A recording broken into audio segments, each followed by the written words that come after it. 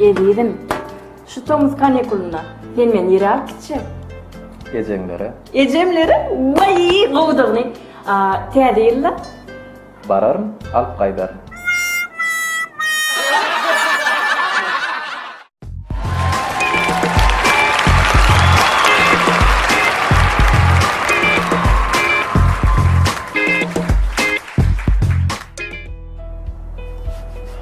Elidim. Ha. Düğün akşam düğüşümde sen bana 100 gramlık altın zincirak berýän kandyýan. Aha.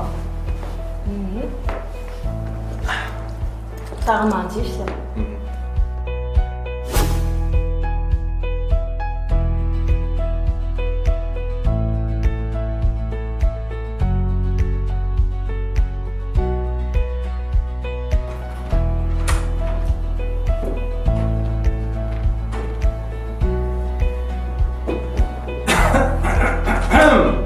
Vay elidim.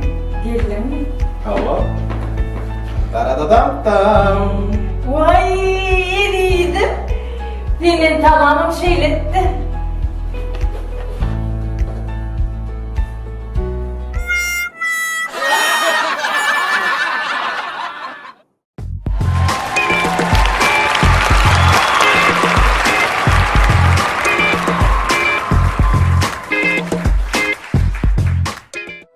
Bolulay, bolun men çydamam.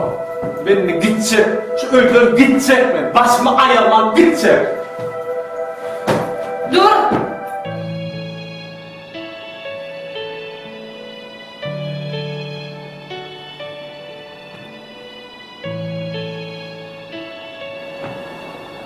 Näme? Bari bir daşary gitçek bolsa, muzurlara mak git.